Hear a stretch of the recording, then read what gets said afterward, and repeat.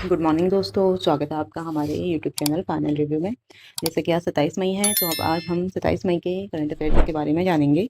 इसकी पीडीएफ आपको हमारे टेलीग्राम ग्रुप पे मिल जाएगी। ठीक है। आज का सुविचार है, सही अवसर का इंतजार मत करो बल्कि उसका निर्माण करो। तुम्हारा भविष्य आज की मेहनत से बनता है, कल की नहीं, इसलिए मेहनत करते हुए चलो। बात करेंगे आज के महत्वपूर्ण दिवस की। आज ऐसा कोई महत्वपूर्ण दिवस नहीं है 27 मई का, तो हम आज सीधे क्वेश्चनों की तरह बढ़ेंगे। ठीक है। तो बात करते हैं आज के क्वेश्चन नंबर 1 की। वाइब्रेंट विलेज प्रोग्राम के तहत उत्तराखंड के किस सीमांत गांव को एक प्रमुख पर्यटन ग्राम के रूप में पुनर्विकसित किया जा रहा है? इसका सही आंसर है जादूंग। बात करेंगे वाइब्रेंट विलेज प्रोग्राम और जादूंग गांव के बारे में। इसकी शुरुआत 15 फरवरी 2023 को केंद्रीय मंत्रिमंडल द्वारा की गई थी। ठीक है, उनकी मंजूरी के थ्रू इसकी शुरुआत की गई थी। उत्तरी सीमा पर स्थित 4 राज्य हिमाचल, उत्तराखंड, सिक्किम और अरुणाचल प्रदेश और एक केंद्र शासित प्रदेश लद्दाख के सीमांत गांवों का समग्र विकास करना और वहां से पलायन को रोकना इसका मेन उद्देश्य है। बजट वित्तीय वर्ष 2022 और 23 और 25 और 26 के लिए 4800 करोड़ का इसमें बजट दिया गया है, जिसमें से 2500 करोड़ केवल सड़कों के निर्माण के लिए दिया गया है। ठीक है। उत्तराखंड के जादूंग गांव के तथ्य क्या हैं? उत्तरकाशी के भारत चीन सीमा के पास ये नेलांग घाटी के पास ये स्थित है। 1962 के जब युद्ध हुआ था तब ये गांव खाली हो गया था। ठीक है। राज्य सरकार इसे एस्ट्रो विलेज के रूप में इसका विकास कर रही है, आबाद करने की कोशिश कर रही है, जिससे कि गांव में पर्यटन हो सके और वहाँ की जो लोगों की स्थिति है उसमें सुधार हो सके। ठीक है।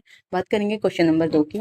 उत्तराखंड में ऐतिहासिक सामान्य नागरिक संहिता संहिता को का मसौदा तैयार करने वाली विशेषज्ञ समिति की अध्यक्षता किसने की थी? जिसका सही आंसर है question answer number B, justice Ranjana Prakash Desai ने। ठीक है। बात करेंगे इसके महत्वपूर्ण तथ्यों के बारे में। संवैधानिक प्रावधान। भारतीय संविधान के भाग 4 के अनुच्छेद 44 में यूसीसी का उल्लेख किया गया है। ठीक है। उत्तराखंड राज्य का पहला राज्य है, देश का पहला राज्य है जिसने यूसीसी को मंजूरी दी थी। ठीक है। विशेषज्ञ समिति मई 2022 में सुप्रीम कोर्ट की पूर्व न्यायाधीश जस्टिस रंजना प्रकाश देसाई की अध्यक्षता में इसको मंजूरी दी गई थी। ठीक है। 5 सदस्यीय समिति में इसको मंजूरी दी गई थी। प्रमुख प्रावधान क्या है इसके? लिविंग रिलेशनशिप का पंजीकरण अनिवार्य है और पॉलीगैमी और हलाला का पूर्ण प्रतिबंध लगाना है और विवाह की न्यूनतम आयु लड़कों के लिए 21 साल और लड़कियों के लिए 18 साल। बेटे और बेटी को संपत्ति में समान अधिकार। ये सब इसके क्या है? प्रमुख प्रावधान है। इसमें अनुसूचित जनजाति को इस कानून से बाहर रखा गया है, उनको इसमें छूट दी गई है। ठीक है। बात करते हैं प्रश्न नंबर 3। उत्तराखंड सरकार के महत्वाकांक्षी मानस खंड मंदिर माला मिशन के पहले चरण में कुमाऊं मंडल के कितने पौराणिक मंदिरों का विकास किया जा रहा है? इसका सही आंसर है ऑप्शन नंबर 16। मानस खंड मंदिर माला मिशन के बारे में हम बात करेंगे। इसका उद्देश्य क्या है? गढ़वाल की 4 धाम यात्रा की तर्ज पर कुमाऊं के जो पौराणिक और ऐतिहासिक मंदिर हैं उनका विकास करना और वहां पर्यटन को बढ़ावा देना। इसमें प्रथम चरण में कुल लगभग 48 मंदिरों को चिन्हित किया गया है, जिसमें से अभी फिलहाल प्रथम चरण में 16 मंदिरों का विकास किया जाएगा, जिसमें से प्रमुख मंदिर हैं जागेश्वर धाम जो कि अल्मोड़ा में स्थित है, कैची धाम नैनीताल में स्थित है और चितई गोलू देवता जो कि अल्मोड़ा में स्थित है, पाताल भुवनेश्वर जो कि पिथौरागढ़ में स्थित है और हाट कालिका मंदिर ये भी पिथौरागढ़ में स्थित है और पूर्णागिरी मंदिर ये चंपावत में स्थित है। कनेक्टिविटी। इसके तहत सड़कों का चौड़ीकरण और वहाँ पे होम स्टे की योजनाओं को बढ़ावा देना और बुनियादी सब सुविधाओं का विकास करना है। ठीक है। जिससे कि वहाँ पे जो व्यवसाय वगैरह है उसमें हेल्प मिल सके। अगला प्रश्न है, हाल ही में उत्तराखंड के किस प्रसिद्ध कृषि उत्पादन को जीआई टैग प्रदान किया गया है जिसे लाल चाय के नाम से भी जाना जाता है? इसका सही आंसर है बेरीनाग चाय। बात करते हैं बेरीनाग चाय और उत्तराखंड के जीआई टैग के बारे में। जो बेरीनाग चाय है इसके बारे में हम बात करेंगे। बेरीनाग कहाँ स्थित है? पिथौरागढ़ जिले में स्थित है। और इस क्षेत्र में जो उगाई जाती है चाय वो लाल पत्ते वाली चाय रहती है जो कि चीन से लाई गई है। इसके पत्तों को चीन से लाया गया था और ब्रिटिश काल के समय पर इसकी भारी मांग थी। जीआई टैग यह किसी विशेष भौगोलिक क्षेत्र में पाए जाने वाले उत्पादनों को दिया जाता है। ठीक है। और यह 10 वर्षों के लिए मान्य होता है। उत्तराखंड के अन्य हालिया जीआई टैग। उत्तराखंड राज्य का देश का एक पहला ऐसा राज्य है जहां एक ही दिन में 18 उत्पादों को जीआई टैग दिया गया था। प्रमुख उत्पादन क्या है उत्तराखंड के? लाल चावल, मुनस्यारी राजमा, पोटिया दन जिसे कालीन भी बोलते हैं, अल्मोड़ा की बाल मिठाई, बिच्छू बुटीक फैब्रिक और गहत की दाल और बुरांस के जूस इसमें प्रमुख हैं। बात करते हैं अगले प्रश्न की। 16वें वित्त आयोग की सिफारिश 1 अप्रैल 2026 से लागू की गई थी। इस आयोग के अध्यक्ष कौन है? इसका सही आंसर है अरविंद पनगड़िया। बात करते हैं 16वें वित्त आयोग के बारे में। संवैधानिक आधार क्या है इसके? अनुच्छेद 280 के तहत राष्ट्रपति द्वारा प्रत्येक 5 वर्ष में वित्त आयोग का गठन किया जाता है और इसका नेतृत्व कौन करते हैं? इस बार किसने किया है? इसके जो नीति आयोग के पहले उपाध्यक्ष हैं डॉक्टर अरविंद पनगड़िया, इनने इसका नेतृत्व किया है। और सचिव कौन है? ऋत्विक रंजनम पांडे हैं। कार्यकाल, इसकी सिफारिश लगभग जो इसका कार्यकाल है वो 5 साल का रहता है। तो अभी 1 अप्रैल 2026 से शुरू होकर 2031 तक इसका कार्यकाल रहेगा। ठीक है। मुख्य कार्य क्या है इसके? केंद्र सरकार और राज्य सरकार के बीच करों का वितरण करना और राज्य को अनुदान और स्थानीय निकायों के लिए संसाधनों को बढ़ाना इसका मुख्य कार्य है। ठीक है। अगला प्रश्न के बाद हम बात करेंगे, वर्ष 2026 के राष्ट्रमंडल खेलों का आयोजन किस शहर में किया जा रहा है? इसका सही आंसर है ग्लासगो। बात करते हैं ऑस्ट्रेलिया के हट जाने के बाद 2026 के राष्ट्रमंडल खेलों का आयोजन स्कॉटलैंड के ग्लासगो शहर में किया जा रहा है। ठीक है। अगला प्रश्न है, इसरो के महत्वाकांक्षी गगनयान मिशन के तहत पहली मानव युक्त अंतरिक्ष उड़ान किस वर्ष के लिए निर्धारित की गई है? इसका सही आंसर है 2026 के लिए निर्धारित की गई है। बात करते हैं इसरो के गगनयान मिशन के बारे में। इसका लक्ष्य क्या है? ये भारत का पहला मानव युक्त अंतरिक्ष मिशन है। इसे 2026 तक के लिए लक्षित किया गया है। परियोजना का स्वरूप क्या है? इसमें 3 अंतरिक्ष यात्रियों का जो दल है वो 40 किलोमीटर की निचली कक्षा में 3 दिनों के लिए भेजा जाएगा और उन्हें सुरक्षित वापस लाना इनका परियोजना का स्वरूप है। ठीक है। इसमें लॉन्चिंग व्हीकल क्या है? LVM-3 जो रॉकेट है उसका यूज किया जाएगा। अंतरिक्ष यात्री 4 टेस्ट पायलट चुने गए हैं, जिनमें से हैं ग्रुप कैप्टन प्रशांत बालकृष्णन नायर, अजीत कृष्णन, अंगद प्रताप, विंग कमांडर शुभांशु शुक्ला। ये सब क्या है? हमारे अंतरिक्ष यात्री हैं जो कि टेस्ट पायलट के रूप में चुने गए हैं। व्योममित्र क्या है? मानव रहित उड़ानों के लिए इसरो द्वारा व्योममित्र नामक महिला ह्यूमनॉइड रोबोट को सबसे पहले भेजा जाएगा। ठीक है। बात करते हैं अगले प्रश्न की। प्रश्न नंबर 8, भारतीय सेना में 2026 तक पूरी तरह शामिल किए जा रहे प्रोजेक्ट जोरावर का संबंध मुख्य रूप से किससे है? जिसका सही आंसर है स्वदेशी लाइट टैंक। बात करते हैं हम प्रोजेक्ट जोरावर स्वदेशी लाइट टैंक के बारे में। इसका जो विकास है वो DRDO और LT के द्वारा किया गया था। इसकी आवश्यकता क्यों पड़ी? पूर्वी लद्दाख और अरुणाचल प्रदेश जैसे हाई एल्टीट्यूड वाले जो पहाड़ी क्षेत्र हैं वहाँ टैंकों की, जो सेना के टैंक है उनकी आवाजाही मुश्किल होती है। ठीक है। तो उसको सुगम बनाने के लिए इनका डेवलपमेंट किया गया था। इसका विशेषताएं क्या है? इसका वजन लगभग 25 टन है। ये एम्फीबियस है जो कि जमीन और पानी दोनों में चलने में सक्षम है। AI सक्षम और ड्रोन इंटीग्रेशन सुविधाओं से ये लैस है। इसका नाम रखा गया है वो किस बेस पर रखा गया है? डोगरा सेना के महान सेनापति जनरल जोरावर सिंह के नाम पर इसका नाम रखा गया है, प्रोजेक्ट जोरावर, जिन्होंने तिब्बत और गिलगित बलिस्तान में सैन्य अभियान चलाए थे। ठीक है। इनके नाम पे इसका नाम रखा गया है। अगला प्रश्न है, 20वें एशियाई खेल की मेजबानी कौन सा देश कर रहा है? जिसका सही आंसर है जापान। बात करते हैं 20वें एशियाई खेल के बारे में। इसका आयोजन स्थल है 2026 में 20वें एशियाई खेल का आयोजन स्थल है जापान के आइची प्रांत और नोगोया शहर में संयुक्त रूप से होंगे। ठीक है। आयोजक कौन है इसका? Olympic council of Asia. Japan का इतिहास, जापान तीसरी बार ये खेल की मेजबानी करेगा। इससे पहले टोक्यो में 1958 में और हिरोशिमा में 1994 में ये खेल हुए थे। पिछला जो संस्करण था 19वां संस्करण जो कि 2023 में ये हुआ था, हंगझाऊ चीन में हुआ था। ठीक है। जिसमें भारत ने अपना सर्वश्रेष्ठ प्रदर्शन किया था, जिसमें भारत ने 107 पदक जीते थे, जिसमें से 28 स्वर्ण पदक थे। ठीक है। बात करते हैं प्रश्न नंबर 10 की। भारतीय संविधान के किस संशोधन के तहत लोकसभा और विधानसभा की सीटों के परिसीमन पर वर्ष 2026 तक की रोक की गई थी? कौन से संशोधन पे की गई थी? प्रश्न ऑप्शन है ए 84वें संशोधन पे। ठीक है। परिसीमन और 84वां संशोधन, संविधान संशोधन। परिसीमन आयोग अनुच्छेद 82 के तहत संसद प्रत्येक जनगणना के बाद क्या करती है?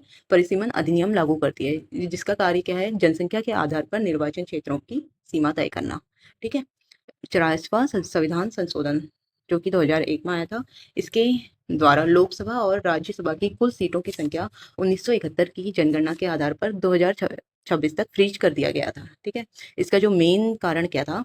परिवार नियोजन जो दक्षिण राज्य हैं वो क्या करते हैं, परिवार नियोजन लागू करने वाले जो दक्षिणी राज्य हैं उनमें संसद की सीटों में उनका नुकसान ना हो और जनसंख्या नियंत्रण को बढ़ावा मिले, इसलिए क्या किया गया था, 84वां संविधान संशोधन लाया गया था। ठीक है, भविष्य 2026 के बाद होने वाली जनगणना के आंकड़ों पर जो अब सीटों की संख्या है उसी के आधार पर बढ़ेगी, 2026 की जनगणना के आधार पर।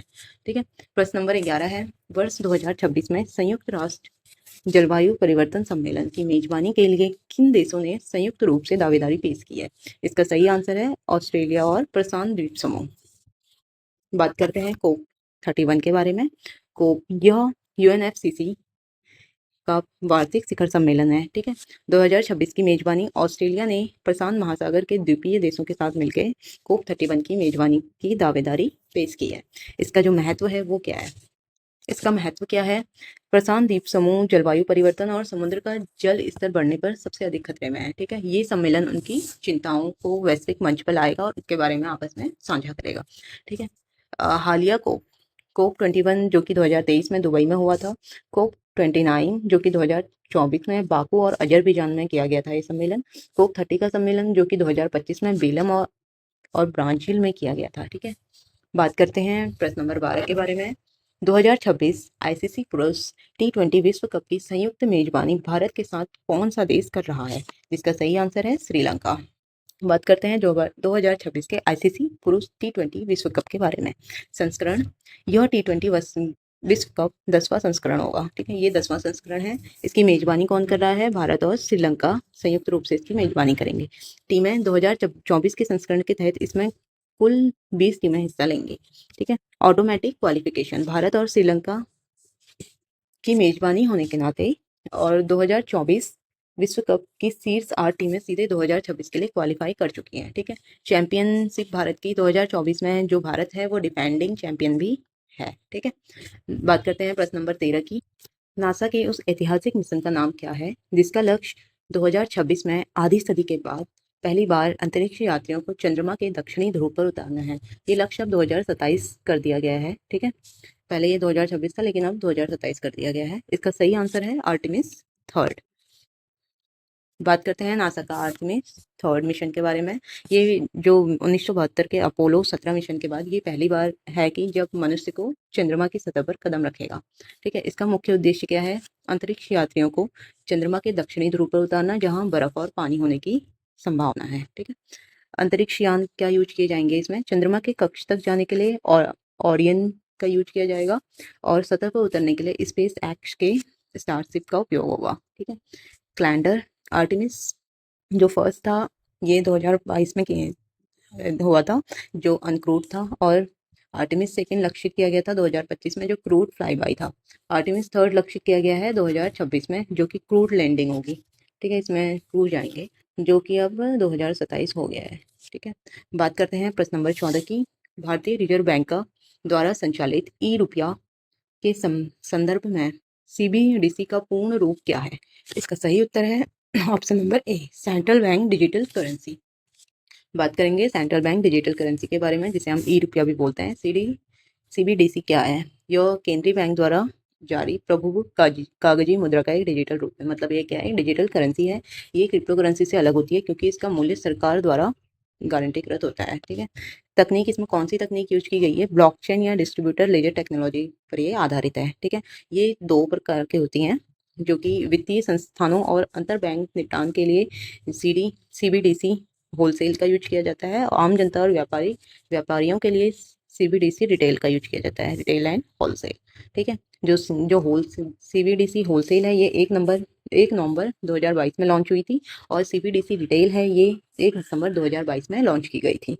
ठीक है, बात करेंगे प्रश्न नंबर 15 की। भारत सरकार और स्वास्थ्य मंत्रालय ने किस वर्ष तक देश से मलेरिया के पूर्ण उन्मूलन का लक्ष्य रखा है? इसका सही आंसर है ऑप्शन नंबर सी, 2030 तक। ठीक है, बात करेंगे भारत में मलेरिया उन्मूलन लक्ष्य के बारे में। रोग के जो कॉज है मलेरिया किस कारण होता है? ये प्लाज्मोडियम परजीवी के कारण होता है जो कि मादा एनाफ्लीज जो मच्छर है उसके काटने से होता है। ठीक है, मादा एनाफ्लीज जो मच्छर है उसके संक्रमण से ये होता है। भारत का लक्ष्य क्या है? स्वास्थ्य मंत्रालय ने 2027 तक के मलेरिया मामलों को शून्य करने और 2030 तक की जो मलेरिया को है वो पूर्ण तरीके से एलिमिनेट करने का लक्ष्य रखा है। ठीक है, वैश्विक प्रावधान WHO के द्वारा दिया जाता है। जो विश्व स्वास्थ्य संगठन किसी देश को मलेरिया मुक्त तब घोषित करता है जब लगातार 3 वर्षों तक वहाँ कोई स्थानीय संचरण ना हुआ हो, यानी कि 3 वर्षों तक कोई भी सिंगल पर्सन मलेरिया से संक्रमित ना हुआ हो, उसके बाद इसे एलिमिनेशन में रखा जाता है। ठीक है, पहल मलेरिया उन्मूलन जो रूपरेखा है वो इसकी क्या है, पहल है। ठीक है, बात करते हैं कल के क्वेश्चन ऑफ द डे की। प्रसिद्ध पिंडारी ग्लेशियर उत्तराखंड के किस जिले में स्थित है? इसका जो सही आंसर है वो है बागेश्वर। पिंडारी ग्लेशियर बागेश्वर और पिथौरागढ़ की सीमा पर स्थित है, जहाँ से पिंडार नदी का उद्गम होता है, जहाँ से पिंडार नदी उद्गम होता है। ठीक है, बात करते हैं आज के क्वेश्चन ऑफ द डे की। उत्तराखंड में कूली बेगार प्रथा का अंत ऐतिहासिक रूप से किस वर्ष हुआ था? आप इसका सही आंसर हमें हमारे कमेंट बॉक्स में दीजिए। और thank you for the cooperation.